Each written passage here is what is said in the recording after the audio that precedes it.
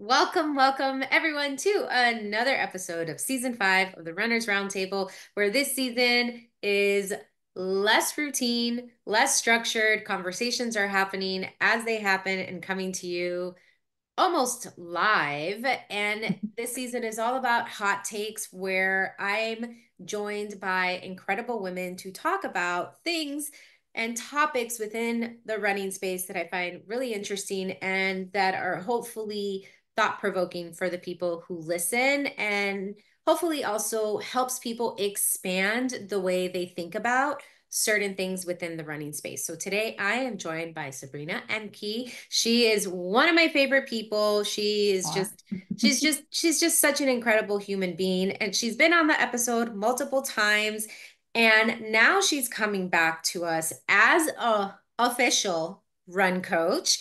And it's great because this episode we are going to be talking about run coaching and just what does it mean to be a run coach? What does it mean to have a run coach? And what are some of the things you should be looking for in a run coach? So before we get into all those specifics, and maybe we get to it, maybe we don't, because I feel like we have a history of maybe not talking about everything we're supposed to talk about in a podcast. So we'll see where it goes. But Sabrina, can you reintroduce yourself to all of us and let us know who you are? What do you do and what's exciting you the most right now? Sure. Thank you, Stephanie, so much for having me again. We always get off topic because we just have so much to talk about. We try to always come back to it, so we'll try as we usually do during this episode as well. But yeah, thank you for having me again. So as she said, I'm Sabrina Ehmke. I live in Skokie, Illinois, which is just a little bit outside of the city of Chicago. We're a suburb up there, and I have many different hats. One of the hats I wear is run coach, as Stephanie alluded to. Recently started our own coaching service along with my coaching partner, John McCarthy, called Stay Swifty, Stay You Run Coaching. And this is coming out of our run club that we have, run and walk club that we have here in Skokie called the Skokie Swifters, which I started about 3 years ago almost. It'll be 3 years this September. And I have worked with Team Sugar Runs, which is how I know you, Stephanie, and has been coached by the amazing Deborah for, I think, going on 6 years now. And part of the reason I got into wanting to be a run coach is because I knew how helpful it was for me.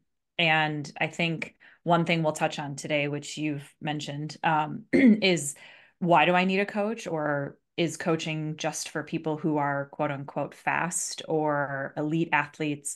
And why should I feel like I deserve to have a coach even? But I can tell you from firsthand experience that I had started working with Deborah and my running changed dramatically. And it wasn't always necessarily faster times, although I certainly have hit a lot of my PRs since working with Deborah. But it was more about understanding the holistic aspects of running and not just going out the door, doing a run, and then coming back.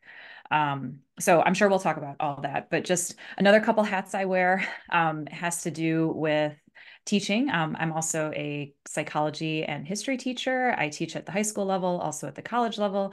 And then I'm also a member of one of our local community boards that does a lot of community service work. And the Skokie Swifters are heavily involved in that as well.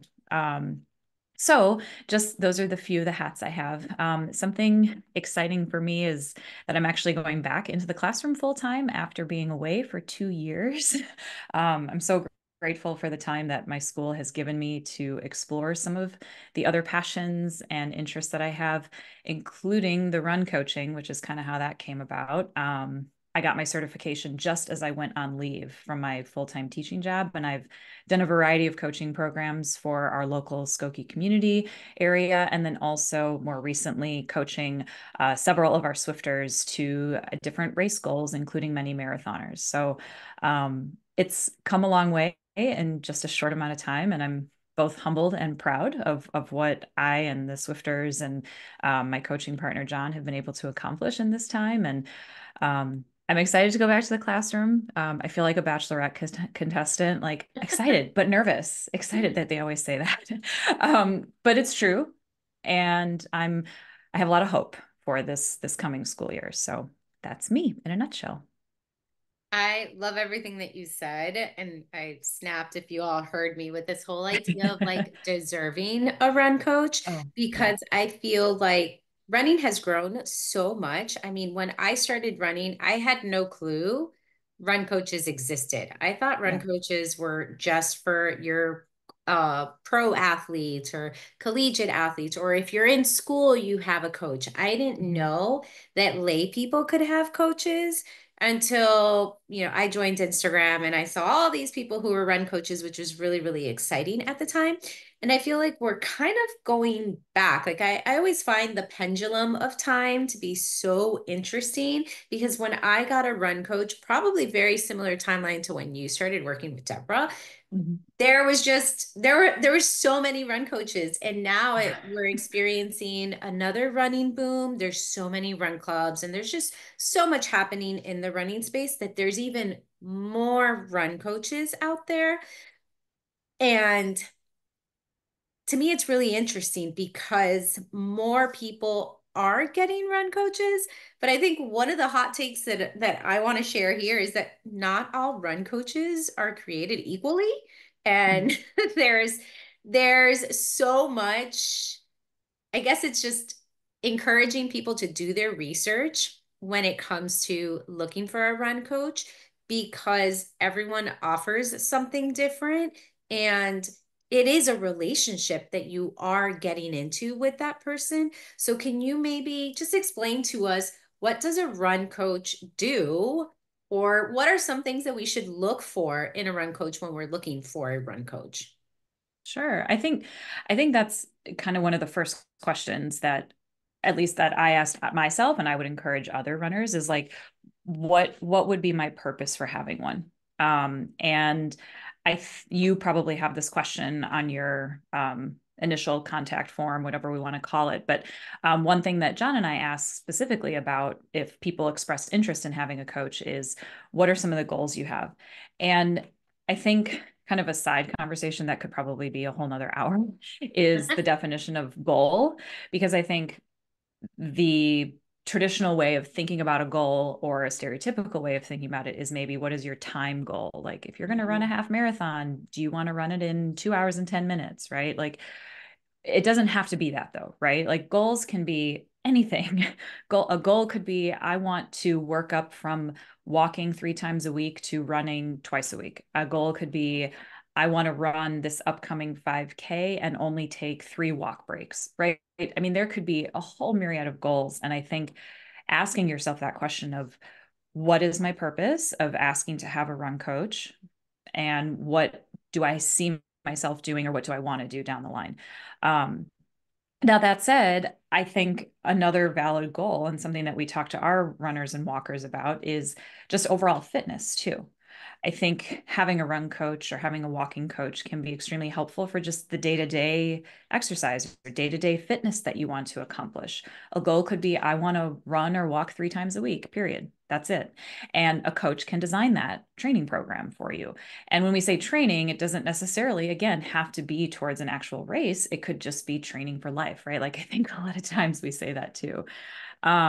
So I think that's the first question that you might want to ask yourself. I think the follow-up to that is, what do you want out of a coach? Do you want someone who is going to be encouraging to you? Do you want someone, of course, I think we all want that, but in Yeah. what way?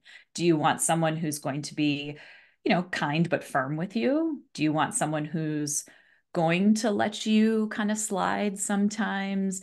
Do you want someone who's going to be very hard lined with you? Does that work best for you? I think it's important to take a step back and consider what motivates you, or what works best for you. Because if you end up with a coach who is very strict and says, okay, but you have to do these things, and when you don't do those things, I don't know if they put you down in any way, or if they belittle you in any way, right? Like that, if that doesn't work for you, that's not going to give you progress, or that's not going to give you success. On the flip side, some people need that flexibility, right? And so it takes a while probably to really get to know someone as a coach, but any kind of, maybe deep dive you can do on their coaching bio, or maybe other athletes who have worked with this coach, or it's a program that has an online presence or a social media presence. You can kind of dive into that and see what's available. And certainly, I think at the end of the day, um, if a I'd like to think that if a coach is a good coach, then they are flexible and they are willing to work with you. Um, the athlete is paying me as the coach, therefore, I am working for them. So I need to consider their lifestyle. I need to consider their current fitness state. I need to consider the job that they have. What kind of travel do they do? What kind of family life do they lead? All of these things are really important for a coach to consider. So I think the other important thing for an athlete to think about is what is my lifestyle like, right? Like really sit down and think through that. Like, what kind of time do I have to devote to this? And it's okay if like not all those things are known, because certainly as we go, let's say we're training for a half marathon, we know that things come up. We know that Mhm. changes have to be made. And I think that's why it's so important to be a really good communicator with your coach. And it's important for that coach to be responsive too, on the flip side, right? Like, this is not just a coach is going to give you a plan and then that's it, right? And then you're off for yourself for 2, 3 months or whatever. No, this I think a good coach athlete relationship is one in which it is responsive to each other, and it is something that you communicate on, and that you check in with each other about, and it's not just off you go. It's something that has to be constantly checked in with too. Yeah, I think that's one of the reasons why I love those pre-working together consultations, Yeah. because Yep. I feel like it's an assessment both ways of, do I fit with you as a run coach, and then do you fit with me as an athlete? Like, I know for Mhm. myself, I am high communication. Like, I want to know it all.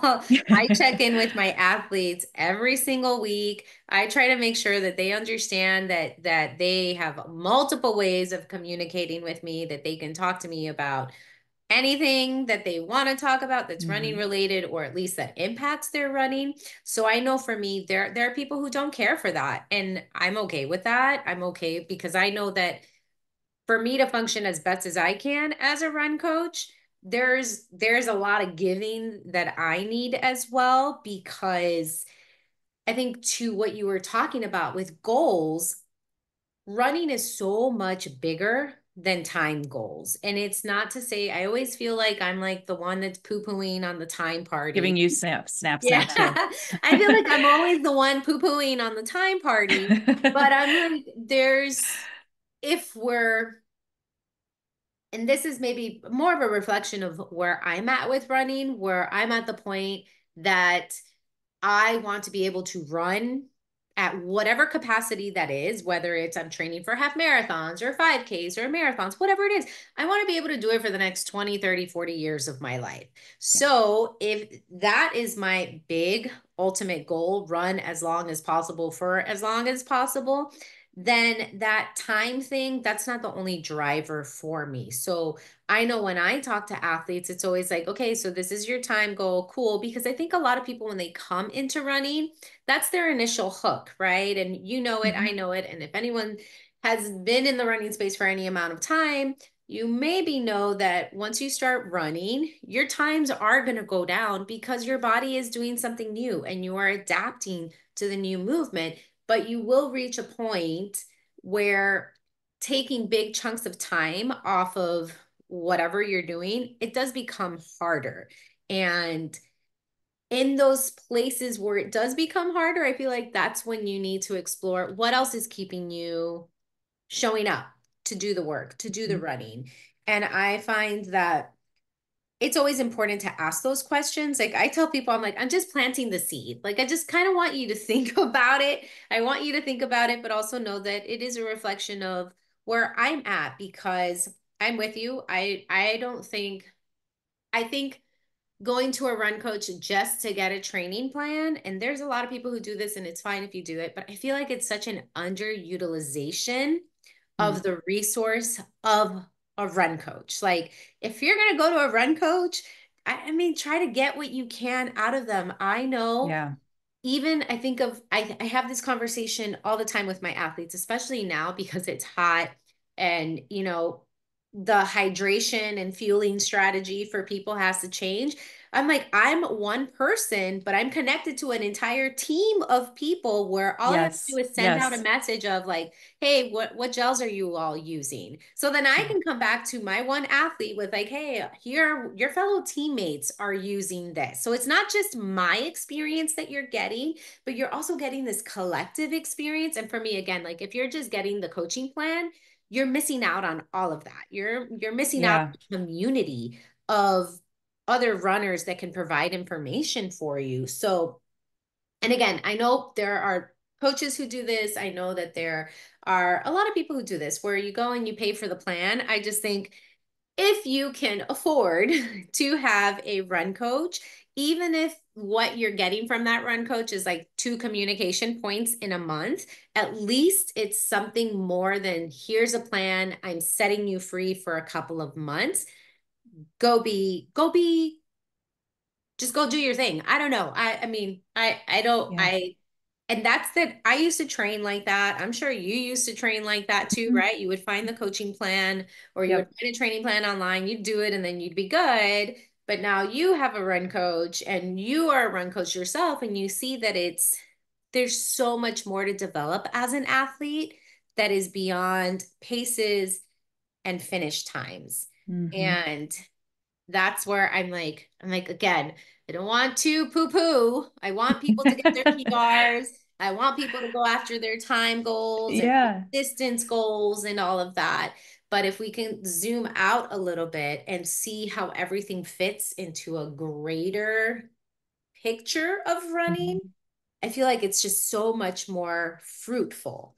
So, Well, and I think to a couple of points of what you mentioned and alluded to is one, I wanted to talk about the team aspect. Um, I know you're coaching with Team Sugar Runs now also, which is super exciting. But like you said, you have like if you have a question from an athlete, like you can turn to not just your other athletes, but your other coaches, right? Nowhere in this, and I don't think any coach would vouch for this, we don't know everything. I mean, maybe there's a coach out there who thinks they do know everything, but they don't. We don't know everything. And so part of like our education comes from our athletes too, right? Like I am first of all, part of the coach that I am is because of my coach. Part of the coach that I am is because of my running friends. Part of the coach that I am is because of the athletes who are also friends, but who are now officially athletes that I have to think about in a different way. And for each athlete, it's different. And so all of that knowledge just builds over time, right? And you continually build that. It's not like it ends. As a teacher, right, I think a lot about this in terms of teaching, right?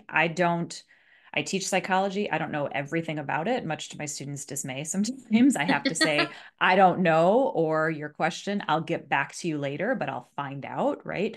That's unrealistic to expect that any teacher, any coach knows everything about everything, at least within their content area, right? You can't be expected to know that. Things are changing all the time. There's new things we discover, especially within um, running, which technically, we can consider a science also, right? Like all mhm. of that stuff is changing. And so, like, that team aspect is really important. And I think that's one thing that my fellow coach John and I try to stress about our program, Stay Swifty, Stay You, is that we have this group, right? We've got about 20 athletes right now, and they all have different goals. Some of them overlap, some of them have overlapping races, but they also have a wealth of knowledge now too. And all of that builds. And so it's like, I think the other point I wanted to stress that you said is about communication and just going back and talking to your coach and telling them what's going on. And, we can only do as much as we think you can handle as an athlete, or we think we've seen you handle as an athlete. And so that's why that continuous feedback is so important too, because we don't want to give you something that's way out of your league, but we also don't want you to feel like it's too easy. Like we want to challenge you. And I'm saying we because I think I can speak for Stephanie when Oh I say yeah. this too, right? Like, yeah, like we want you to reach your goals. And in order to get there, like you got to be a little uncomfortable sometimes, right? And so I think all of that compiled together just shows how valuable it can be. Because again, it's not just within our individual knowledge as coaches, it's also as the collective knowledge that you get together from other coaches and then from other athletes too. So it's really a team effort. They say running is an individual sport, but I think it's also a team sport. Yeah, I find that running is individual when you're in the thick of the hard part of running. Like I Sure. like I always think back on my marathon experiences where I'm surrounded by runners, but I'm Yeah. suffering so bad inside. Yeah. I'm not registering anything else. So I'm like, yeah, it is it is a team Like, can sport. nobody help me out here? No, I guess not. This is what I signed up I for. I can't.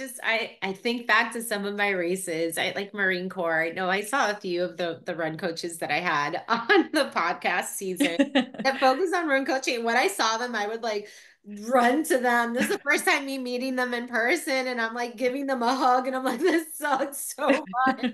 And then I would continue on, and it always, that idea is such an interesting thing about running simply because we do run with others or we have groups that we meet up with, but at the end of the day, it is what's going on between your head that's going to keep you Mhm. going forward. But it's also, I find that I like one of my goals when I ran London, was it London or was it Marine Corps last year? Like, no lie, people. One of my goals was to not text my run coach in the middle of the race telling her I was suffering. Like, that was one of the goals of the race where I'm like, can I get through this race without texting her that I'm suffering? And let me tell you, that's something that really did help mentally shift things of like, I'm going to keep moving forward. Here is this person that I feel accountable to because newsflash, your run coach is just as invested in your goals as you are. Yes, yes, yes, we are. I can't like what was it last year with the New York City Marathon? I think I had four athletes, three or four athletes that were running it. At the end of the day, I served myself just two fingerfuls of bourbon because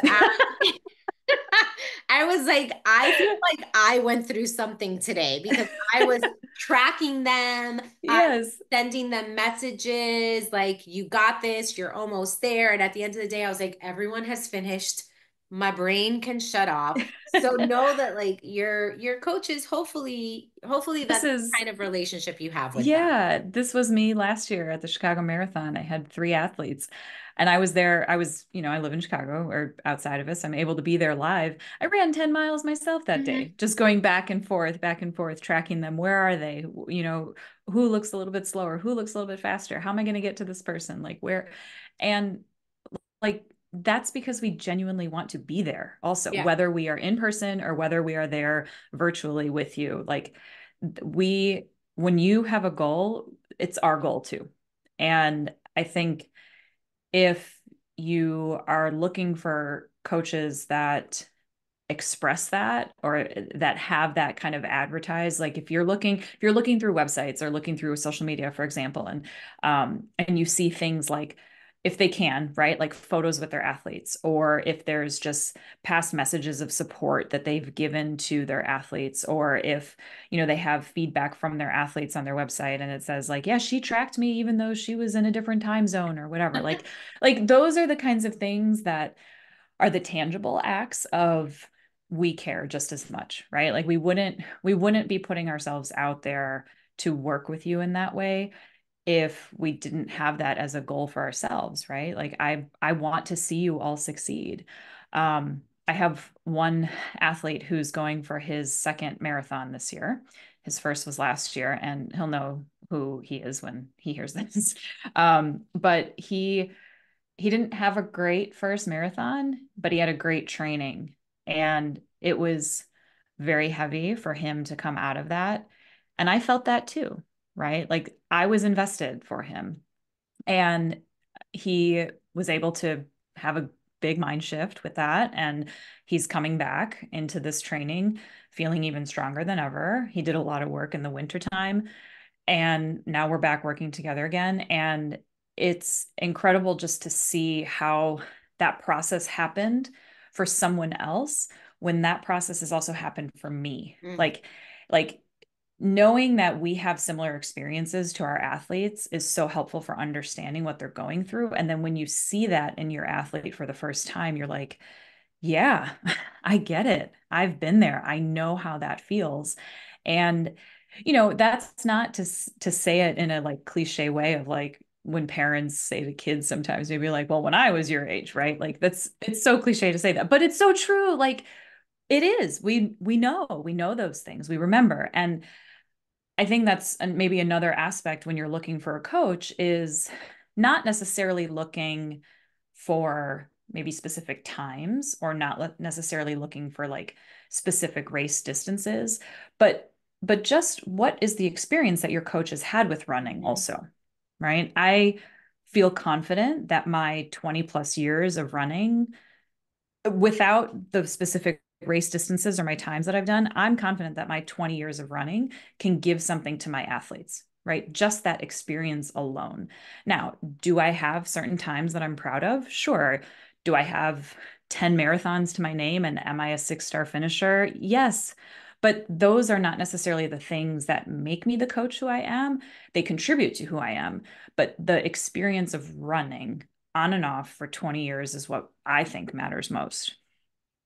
Yeah. So I have like 3 points, and if you watch this, you're gonna see I me could like see you you're gonna writing. see me jotting stuff down because I'm like, wait, we need to talk about that. So first point is you mentioned, oh my God, there like whenever I get excited, I feel like the Spanish tries to come out. I start Go tripping ahead. over my tongue. Let's go. So Do it. so if I I start will try to confusing bring up words. mine and we can do it in Spanish next time. I will try my best. We can just bring all the languages in here. Yes. Yeah. So the first thing I wanted to mention is you talked about mind shift, right? And I Yeah, find that a lot of the work that I do with the people that I work with is the mental side of running. It's not, 100%. Yes. it's not like I get a lot of the wait, you think I can do that? And I'm like, yeah, I think you can do that. So kind of let's talk about why you think you can't do that. So I feel like I'm doing a lot of that mind shift work with people, or if not, trying to remind people of their own strength, because when you're feeling like when you need to take an unexpected time for recovery, or you're on a Yeah. vacation, or you get sick, or you get injured, or any of that, I feel like it's very easy for the athlete to spiral. And the coach, at least, Yeah. and for me, I always try to tell people, I'm like, we have time. Like, we have time to figure it out.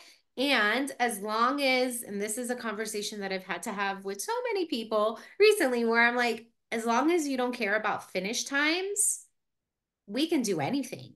Yeah. We can do anything as long as you believe in your ability to do the thing and you're setting the ego of time aside. We've got time to do it all. So I find that coaching, a big part of that is the mindset shifting.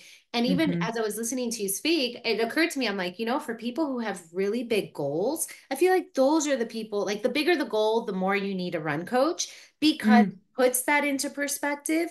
But also, I think of I think of myself and I think of my own family unit where I'm the only one that runs marathons, like the only one. None of these people in my household, even though they're present when I leave for my runs and I come home for my runs, none of them have no clue the emotional investment that Yeah. I have in my training. None of them can fully understand what it feels like to have a disappointing race day, or to have a frustrating run, or to feel totally beaten down by running. But you know who does understand that? My run coach.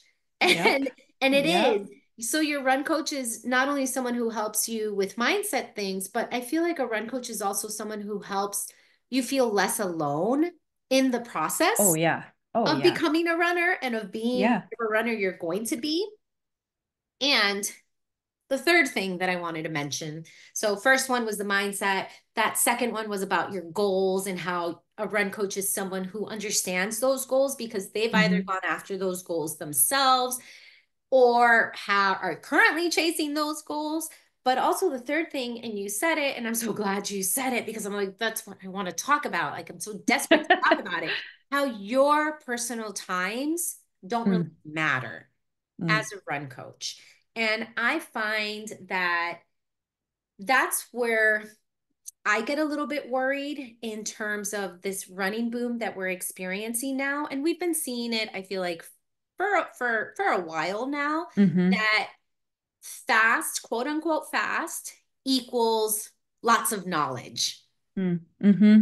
And Hmm. that's the thing where I'm like, Yeah. yes, I want more people to get into run coaching because the more people that are in run coaching, then the more accessible it is for certain people, whether it's because they have someone in their area or there's someone, not all run coaches have availability on their rosters to take on Hmm. new athletes, right? So more run coaches is great, but the caveat to that is you can get some people who are coaching irresponsibly and Hmm. also a lot of people who think, oh, that person is fast, so they have to know what they're doing. Hmm. So I just want to explore Yeah, part of like for how sure. your times, because you even talked about it. Like I'm hearing what you're saying. And honestly, I'm more impressed by the fact that you've ran 10 marathons. And yes, that's a number, but I'm like, wait, this is someone who's ran 10 marathons, who's ran on and off for 20 years. I don't even care about your times, like me Yeah. personally, but people do. And I guess, can we talk to that particular point? Yeah. Yeah. So personally, I don't think I've directly ever had that come up. Um, like at least as far as like being a coach is concerned. So, um, my coaching partner and I are very different in both how we are as runners and then how we are as coaches. And I feel that that's good because within our service, Stay Swifty, Stay You coaching, we can provide different things to different athletes. Um, that said, when we do our initial contact with anybody who's interested, we ask them to fill out our form. It has a bunch of questions on it. And one of those questions is we provide a bio for each of us. And to be fair, most of our athletes at this point have come from our running and walking club, the Skokie Swifters. And so we already kind of have the background on them. But we don't necessarily know their history with running, let's say, right? We've met them at this point in their life. And so we know what running is like for them now, but we don't really know what it was like in the past necessarily. So, one of the questions is take a look at our bios. And based on what you see there, is there a particular person you think you could work better with or would work well with, and why? We ask them to say why as well. Mm. Um, and there's the occasional person who might just put a name. There's also the people who I've already worked with or John has already worked with. And so maybe we put them with that person. But generally speaking, I think our whys that we've received have been more about personality style rather Mhm. than times necessarily. So that still doesn't answer your question about the time aspect. I just wanted to sort of say like there's a way to kind of figure out what the right coach personality is for you. And if you're only basing it on a person's past race times, that doesn't necessarily translate to who they are as a coach, right? I think as a runner, I am a certain way with myself. And as a coach, I am a certain way with my athletes. And that way is different based on each Mhm. of my athletes and what they need. So all that said, I think it's totally fair and fine if you are somebody who wants to make sure that your coach can run a certain pace. You have every right to look for somebody like that. My hope is that you don't equate that with coaching knowledge. I think running knowledge and coaching knowledge are two different things. And I think we can, as runners, all have various levels of running knowledge, but coaching knowledge is special. And that only comes, I think, with experience, with training, with certification, and with coaching, right? Like it's kind of like, well, you need this experience to get this job, but you can't get this job without this experience. And so Mm-hmm. how do I get the job, right? Like it's chicken and egg almost. But I do think that those are two separate things. And just because somebody is a quote unquote, well, I don't want to use that word because good can mean many things. Let's Yeah. say a quote unquote fast runner doesn't mean that they'll be a good coach. And I think those two things are very different. Yeah, it's so funny because my daughters, we got into this discussion. I don't even know what the context was, but we were talking about just some of the greatest athletes of all Mm, time. And I mentioned how these people may be really great, but they may be really great athletes, but not great at passing that knowledge on mm, to other people. And mm-hmm. we even got into talking about college, right? Like college professors. And I don't know if you had any of these professors where it's like they're brilliant in their field, but they can't teach Oh, to save their lives. I know plenty of those people. So I would tell like we got into this whole discussion because my kids are getting older and my oldest is 14 and she's definitely got college on the mind and Mm. she's planning her escape from our household, which I hope that she financially can. I don't think she will be able to, but in her mind she's planning to go away for college and all of that. And so we talk a lot about how just because your professors or just because your teachers are experts in that field doesn't mean that they're capable of passing that knowledge on. And I find that, I guess the reason why I'm saying all of this is that your run coach has to be able to, and I don't like talking in absolutes, but I'm just going to say it and then maybe we can pick it apart, right? Like your run coach has to be able to inspire you Mm, mm-hmm. to try your best, to try to to feel your best.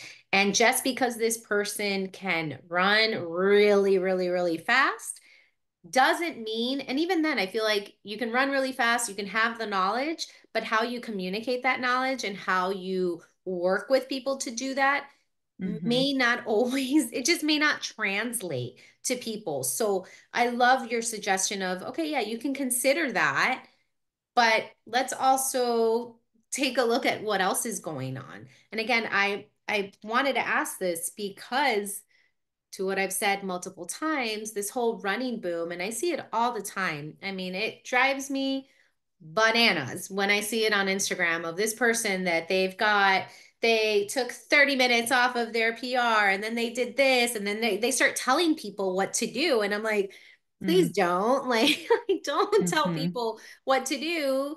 I always wish people would just say, hey, this is what worked for me. And this is how I did that, but perhaps it won't work for somebody else. So I find that this I think what you're talking about is just experience comes in many, many different shapes and forms. Yeah. And as consumers, because we are, as you said, right, you are getting paid to coach someone. As someone who is looking for a coach, you have to look a little bit deeper than paces and finish times in order to find someone that is going to hold you accountable and is going to believe enough in you that you do feel inspired to Mm-hmm. try to work hard. Well, yeah. I mean, I think it's the inspiration, it's the knowledge, it's the comfort, right? It's all of those things.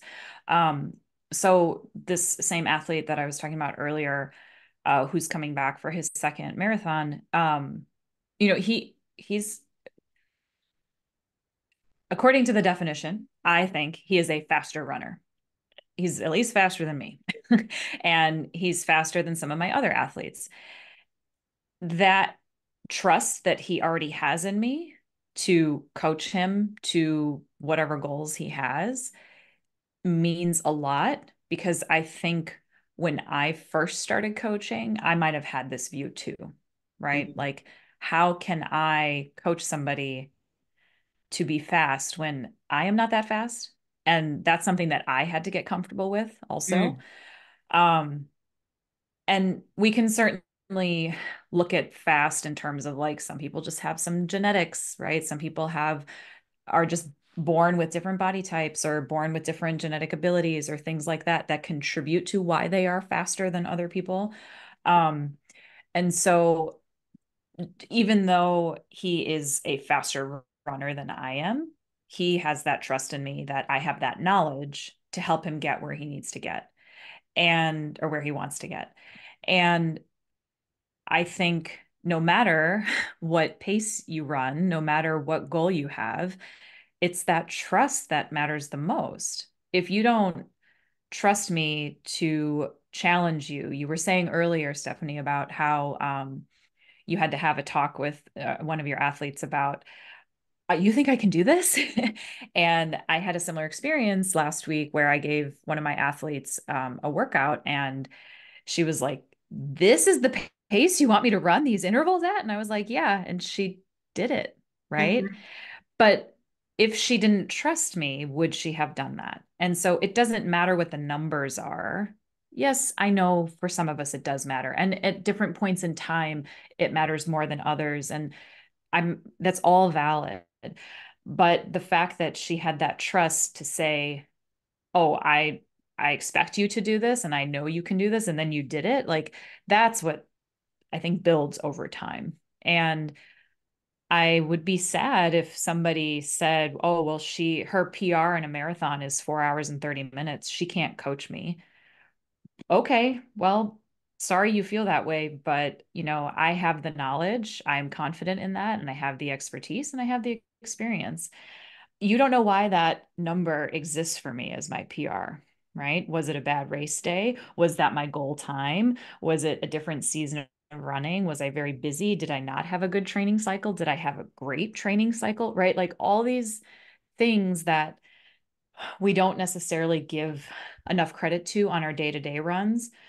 I think we personalize this a lot. In psychology, we call it like, how do we attribute this behavior, Mm. right? And so in a lot of these cases, we look at it as a personal disposition or a personal attribution rather than a situational thing. And so, if you're asking me to be your coach and you're disappointed by that time, I don't know what to tell you. Like it could be for a number of reasons. And maybe we can build the trust that you will see that I do have the expertise for that. But that's definitely something, if you're considering having a run coach, is an important aspect. Is, do you think you can trust this person too? And that's not to say you have to completely trust them going in, right? Like if this person is a total stranger to you and you're just going to start working with them, obviously you need to learn about them and learn who they are. But that is something that's going to build over time with the communication and with trusting that they're going to give you the right kinds of training plans and the right kind of workouts and things like that. So it's not an instant relationship, but at least in my experience, there are 90, no, 100% been positive relationships. And that's just over time. Yeah, I think that's why those consultation calls are so important. Like Yeah, absolutely. I cannot tell you how important it is. It's don't base don't base your assessment of someone based off of a bio that you read or Yeah. even following their Instagram accounts and seeing photos or reels or any of or to what you said, their times, right? Like don't base it off of that because there's stories behind all of it and you have to be able to, again, here's my absolute, but it's like you have to be able to communicate with the person who's going to be coaching you because that person is going to have access to parts of your life that other people may not have access to it, right? Like something as simple as a person's work schedule. People on the Hmm. street are not going to know that, but as a run coach, you are going to know that maybe that day of the week is a really busy day for them and they can't get their run in, or this day they can't do it because it's their father-in-law's birthday party or whatever the case is, right? Like as run coaches, we are privy to more detailed life information than Hmm. outsiders. So it is important to have that. I feel like that first initial call where you do start to figure out, is this someone that I would feel comfortable sharing aspects of my life so that they can plan training that does make sense for me? And I also just want to thank you for sharing that, when you first started run coaching, that was something you had to work through of, am I fast, quote unquote, fast enough to coach people, or do my times, like what role do my times play in all of that? Yeah. Because it is so valid. It is really valid. I mean, I have moments where I look at my PR times, and my PR times are from years ago, years ago. And I look at those times, and all I can think is they tell just one story, like Hmm. one tiny, tiny story. And this greater, it's like there's an encyclopedia of my running life. Yes. And those PRs are like just one little entry there. And yet, if you were to talk to me about those times, I could tell you, like I was actually thinking about my 5K PR time this morning because I was looking through photos and I'm like, oh, that 5K PR is because I wanted to meet Shalane Flanagan and like I wanted to be one of the first people to finish so I could get a picture with her, and I have the picture with her, right? Like Wow. it's not even like, yeah, like I didn't do that race thinking I'm gonna get a PR. It was just like, Yeah. there was a man in front of me with a shaved head. Like I remember that. And I'm like, that's what makes that experience so memorable. It's not the Yeah. actual finish time on the clock, but the fact that even to this day I can remember the bald guy and that picture with Shalane Flanagan at the end. So Yeah. it's so hopefully an invitation to people who are listening to just dig a little bit deeper and to have at least one conversation with someone that you're considering working with as a run coach to see, is this someone, and it's not to say we have to be friends, but it's like, is this at least someone that I wouldn't mind Mhm. texting at random hours Yeah. with things I, that are going on? Because it is a relationship. And like all relationships, yes, you don't trust each other 100% from the get-go, but hmm. you can at least start to ask yourself, is this someone that I feel like I can trust with enough time? Hmm. And go from there. I mean, Hmm. I find that the more coaching I do and the more I develop as a runner myself, that it's those person to person elements that make the biggest Hmm. difference for me.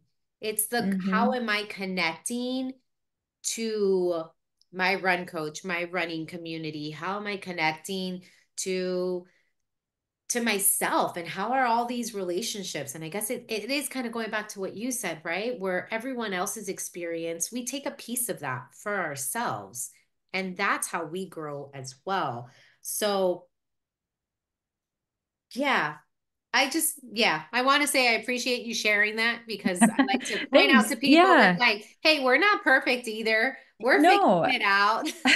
I mean, and this is something that just to that point of, we don't, like we talked about a little bit earlier, we don't know everything. Part of my knowledge comes from my athletes and what they share with me and just the experience that I have coaching them. That helps my knowledge grow too. There are some times where because some of my athletes are also good friends, I have to like stop myself and say that if I don't like I worry that if I don't go for my run or if like I don't do what I say they should do, like I have to stop myself for a second from judging myself for that, right? Like they will understand and I think they all understand, they all know, right? Like I'm a different person, I'm on a different training schedule, I have my own coach, right? But there is still that like I want to be a good model for them as Mhm. well.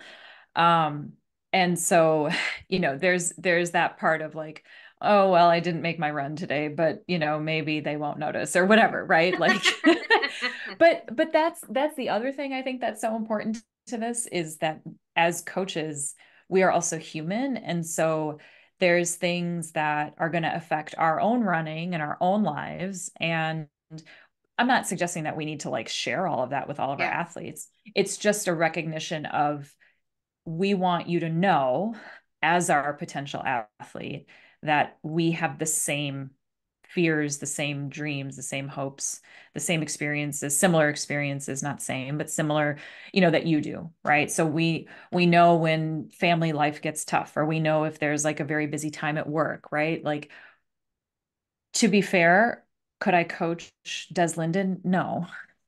Probably not. I would have to give up my full-time job. I would have to go get even more training. But the point that we are, I think, trying to make is that we're all recreational athletes for the most part. Like, we're not sponsored. We're not here to go to the Olympics.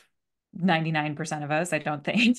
And so what I want to provide as a coach is a way for you to have some guidance so that you can reach maybe a potential that you didn't know you had. And you can experience running in a new way that could be extremely beneficial for you. We want to work with you to help you reach your goal, to help you do something that you didn't think you could, because we can see the path for getting there, and that's our role, right? You might see the goal and think like, how the heck am I going to do that? But we have the knowledge and the experience to help you get to that.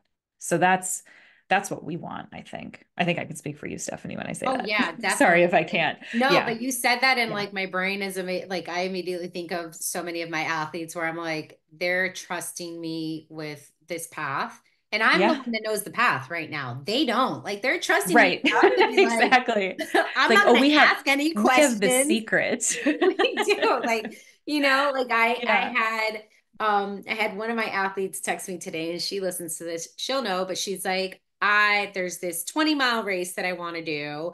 And I've always wanted to do it in the lead up to the Chicago Marathon, which, if you're up there, so you probably know which 20-mile race I'm talking about. Yes. But she's like, Yes. can I do it this day? And I was like, hold on, let me check the ideal training calendar that I have for you to see if it makes sense. Yeah. And I look at it and I'm like, you're good to go. But it's Yeah. like, I have that for all of my athletes. Like, I have it Yep. mapped out ideally. If training goes well and you're feeling well and you're not injured, and just in general, if there are no hiccups in your life, Yep. I have a plan.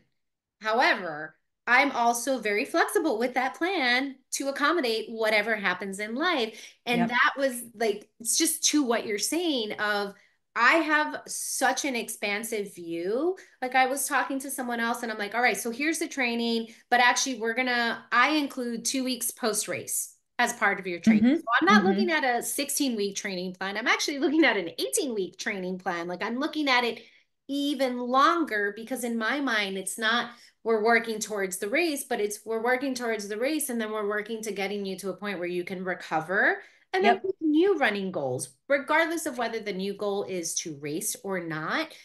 That's my view. My view is what do Mm-hmm. I need to do today, or how can I structure things today that one creates space for you to feel confident in yourself as an athlete, two is a nice little path for you to walk towards so that you can get to that start line or whatever it is that your goal is. And then three, how do we bounce back from that big event? Because it's the same thing. Like a coach is there for you after your big event, where I love Mm-hmm. in recent years, right? Like the marathon blues, like the post marathon Oh blues, my the post gosh. race Yes. So blues, real. where I'm like, okay, we have a word for what that is, but it's like your coach is there too to help you navigate that. And again, I find that a coach is so important, especially when you don't have anyone else in your life that does get it, that does Mm-hmm. understand the time you've committed, the energy you've committed, the sacrifices you've made to make this goal something that you can achieve. So yeah, you can definitely you listen when it comes to run coaching, you can speak on my behalf all the time because we have very similar things. But want to ask you like a few final questions here. Yeah. Okay. Earlier you had said, do I deserve a run coach? And Mm. I just kind of want to pick that aspect of deserving a run coach, because even though there are so many more run coaches, I find that people are still in this mind frame of I'm not fast enough to Mm, have a run coach, or I take walk breaks. I don't think a run coach would want to work with me, or I'm a 6 hour marathoner. I don't think someone would want to work with me. And that that kind of I just want to hug people, and I'm like, no, yeah, like I know. get Same. that out of your mind, because that's not how it is. So Yeah. for people who are listening to this, who are maybe on that fence of do I deserve to have a run coach, what would you say to them? Yeah, I would say I had that thought too. Before I started working with my coach, Deborah. I mean, I thought about it for a little while, and I ultimately the conclusion for me was I think this person can help me get some structure and get some organization to my running that even though I had, whatever 15 years of experience at that point, it felt like I'd plateaued a little bit. Hmm. And so I think if you're somebody who's on the fence with that, I would say first of all, go for it because you do deserve the coach. And secondly, I think part of the issue is that we still have this like stereotypical notion that coaches are for people who are quote unquote fast or who are quote unquote good runners, which I don't even know what that means. Like, but I think a good runner is somebody who goes out and runs. But anyway, um, I I think we still have this stereotypical notion. So it's really hard to get past that to say, like, well, I'm like you mentioned, a 6 hour marathoner. Like, what could I possibly get from the coach? Or like, why would somebody want to work with me? And I think it makes me think of one of my athletes right now who is signed up for her first marathon this fall. And she has been mostly a run walker most of her life. And we've been doing a kind of a base foundational training before her actual marathon training is going to start in about another week. And the improvement already that she's had in her consistency, and again, times are not the be all end all for everybody. I just want to use this as a reference point. Her 5K time has already gone down by like 10 minutes in this consistency, right? That's the big thing here is that because she's been so consistent, this has naturally happened for her that she's gotten faster. And again, I really want to stress like that's not necessarily the main goal here. It's a nice byproduct, but the bigger point is the consistency. And she said that outright, when we had our initial consult, she's never consistent. And so that Hmm. was her reason for wanting the coach, right? For her, it's about finishing. And that is a valid, full on goal in and of itself. And she knew she wouldn't get there unless she had this consistency in her life. And I am already like, oh my God, you're doing this. It's like it's kind of hard for me to like stay like calm when talking about it because I Yeah. just have seen it's so exciting to see that already. And who knows what's going to happen for the next couple months, but the foundation that she's setting for herself, you know, it's not it's not because of me. I am the one putting the plan there, but she's doing the work. And she said she wouldn't do this work without a plan. And so if you're somebody who's on the fence and you're like, well, I'm always up and down, I can promise you that having a run coach is going to already help you stay more consistent because someone else is going to be doing the work for you, right? Now, I don't mean the work of running, you have to do that yourself. But for me also as an athlete, that is part of my issue. I think a lot of people are surprised when they talk to me and they're like, "Oh, so you're a run coach." And I was like, "Yeah, my coach, blah blah blah, whatever." I talk about Deborah and the work we've done in the past and whatever. And they're like, wait, you have a coach, but don't you coach yourself? I'm like, oh, no, no, no. Like that would be a train wreck, right? Because it's also the accountability piece. I don't know if we've said that word yet, but it's that accountability piece. It's that consistency that it doesn't matter what your goal is, like that can really help you get there. And so if you're on the fence, I hope that some of this conversation today has helped you push yourself over into the side of getting a run coach. And if it's not something that you can fit into your life right now, I hope that at some point it does, because I think it can be a game changer for your running and walking life. Yeah, I agree. And I think I would say one of the biggest things for me between the time I spent self-coaching and the time I've been coached by someone is the work I've done to not take things personal. Because Mm-hmm.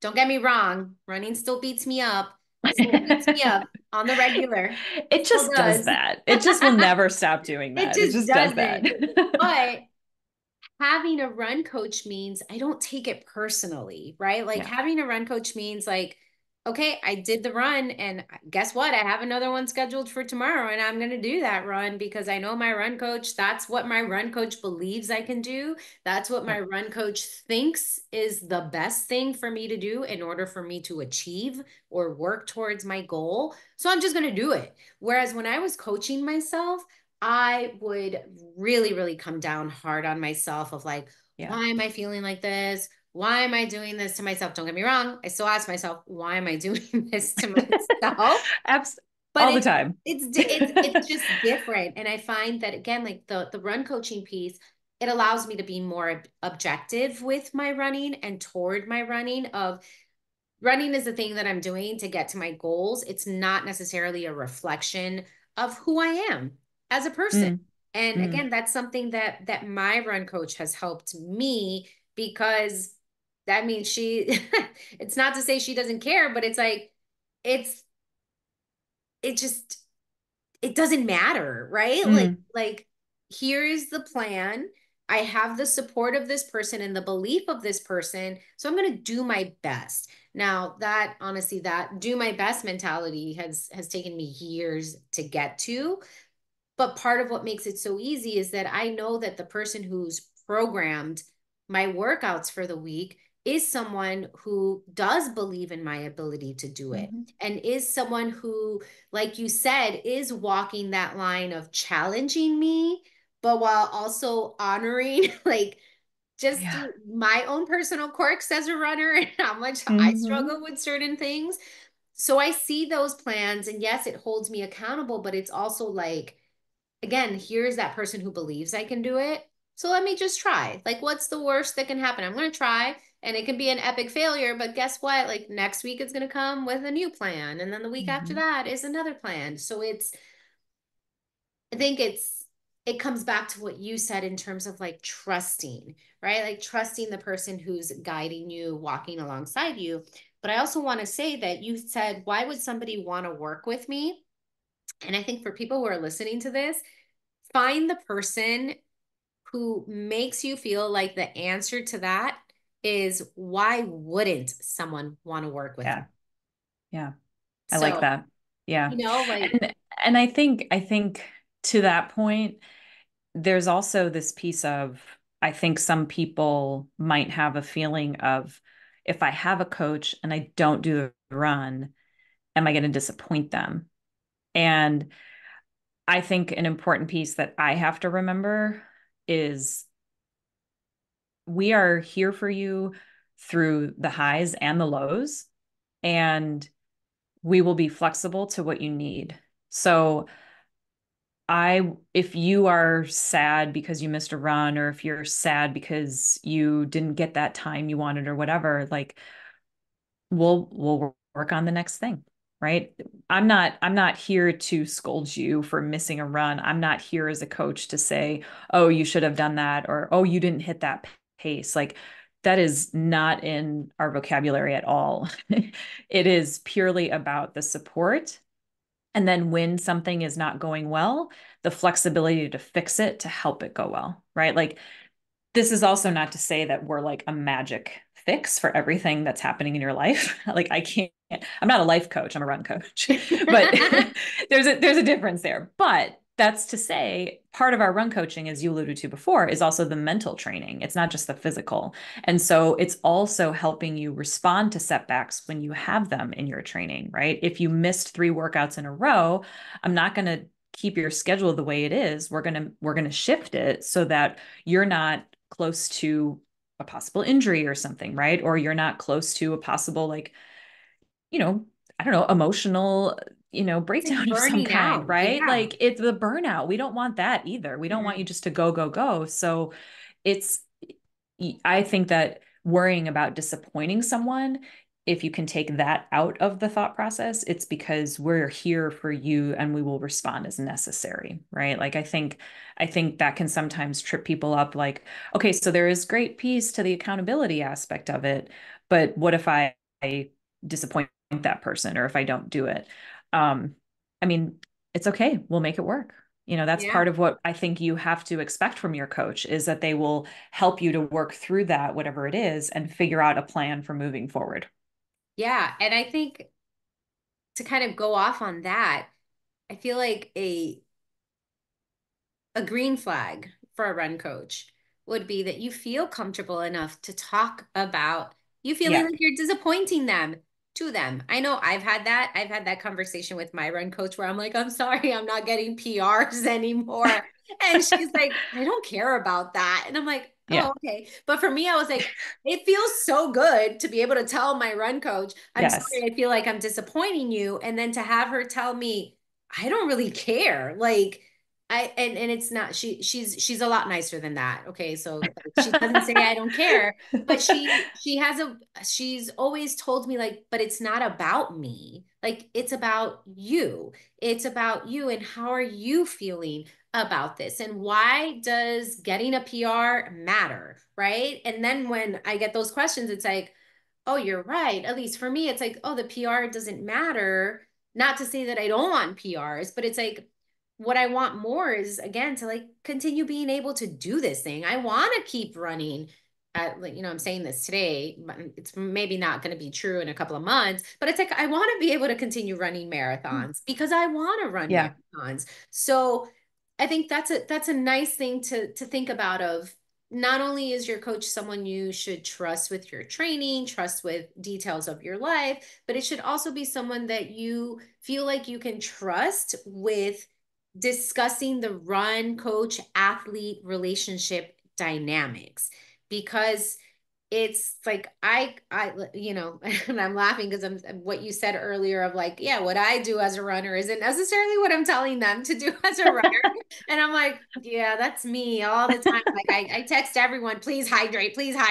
And then I Right. suffer and then I don't Like, hydrate. oopsie. So Like, and that's not to say that we're like, we should make a disclaimer like we're not giving bad advice to no. you, right? Like we're giving you the advice that we should be taking. Yeah. We're giving you sometimes, right? Like sometimes we do, Yeah. sometimes we don't. We're giving you the tried and true, science based, Yep. historically backed up evidence of this is how the training should be done. Hmm. And it's okay to slip off of that once in a while, Yeah. just like your coach does. Yeah, because we're all humans here. We're We're all all human humans. and we're But not sponsored athletes. Like we're no. not, we don't have a team of people working with us. We don't have the masseuse waiting for us when we come home from our run to like get the lactic acid out. Like we don't have these things.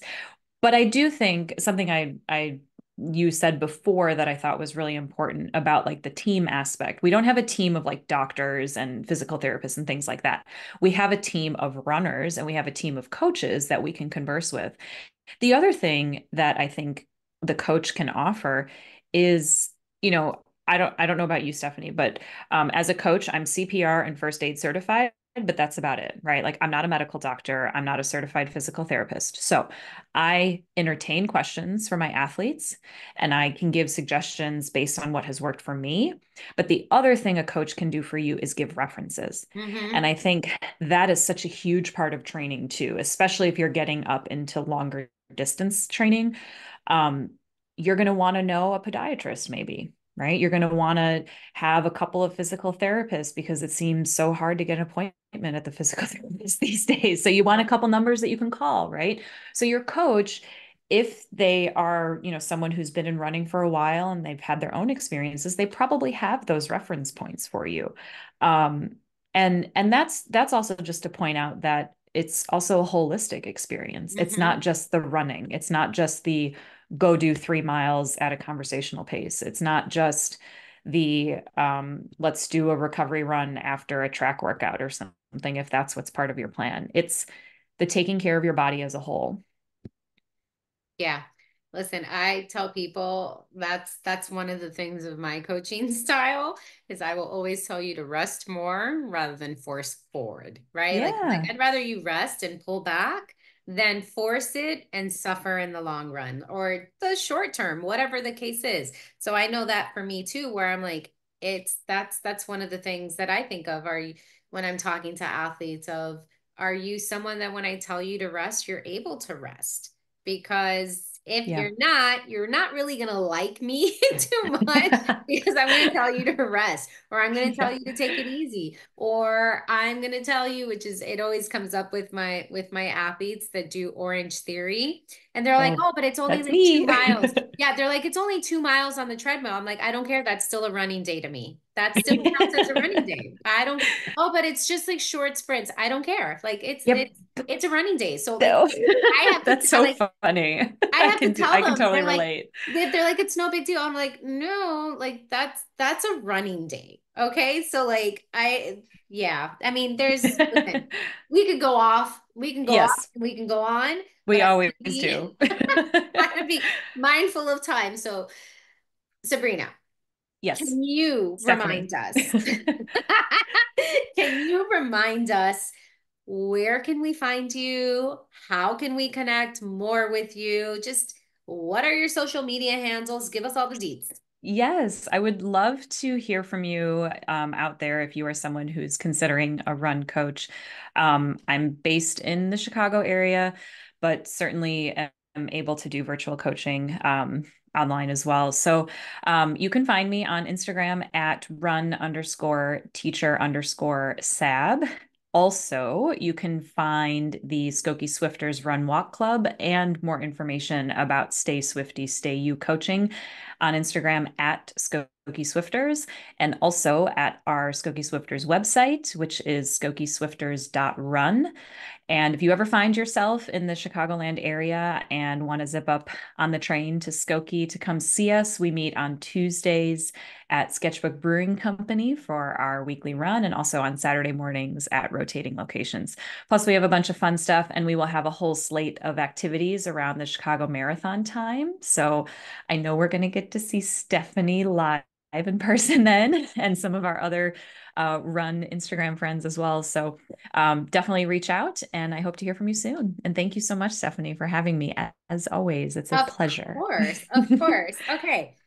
What do you have coming up? Or do you have any races coming up? I Anything? do. Yeah. So we have one of we call it our hometown race. It's called the Backlot Dash 5K. It coincides with a kind of like a back to school festival. It's called the Backlot Bash. Part of the reason it's called that is because Skokie used to be a pretty famous movie location for films back in the day. So hence the name Backlot, like the backlot of a filming scene. That's cool. So we have, I would say at this point, probably between 30 and 40 Swifters signed up for our hometown race. So I'm training for that. And then just a couple weeks later, we've got another big Swifter turnout for something called the Hidden Gem Half Marathon, which is about an hour or so south of where we are. But it's a great neighborhood, Homewood Flossmoor. And they always do such a good turnout for the post race party. The packet, everything is just, it truly lives up to its name, Hidden Gem. So we will have close to 20 Swifters running that half marathon too. So I'll be there as well. And then back to school for me in a couple weeks. So catch me in my classroom in That's about 3 weeks. another marathon Yeah, in and of yes. itself. Okay. Yes. Final question. Just Yes. what are your final words for us after this incredible conversation? Um, just that I am really grateful to the people that I currently call athletes right now, for putting their trust in me. I think it definitely brings a whole new relationship to whatever relationship existed before, whether you were friends with that person or whether you just were starting to get to know them or whatnot. And so I think I can speak for my coaching partner, John, when I say that we're both very grateful that these people have put their trust in us, to lead them to their goals, especially athletes that have worked with me in the past and have come back again. I feel pretty good about them seeing what kind of results we had last time, or what things they want to improve upon for the next time. And it's just very humbling to know that someone trusts you in that way to help you reach this goal. So for those of you again that are out there considering having a run coach, I think you would be in good hands with myself. You'd be in good hands with Stephanie. I know that. I've known her for a long time, and she is incredibly genuine with her athletes. And I think it's something to seriously consider if you're thinking about it. It definitely can help give the structure to your life, as we talked about. It can help give that accountability piece. And frankly, I have more fun when somebody else plans my workout. So it can bring a little less stress too. For you don't have to think about it. You just have to go do it. So thank you to my athletes, first of all, for trusting me. And then thank you again, Stephanie, for having me today. Well, thank you for being here, everyone. We'll see you next time. Bye.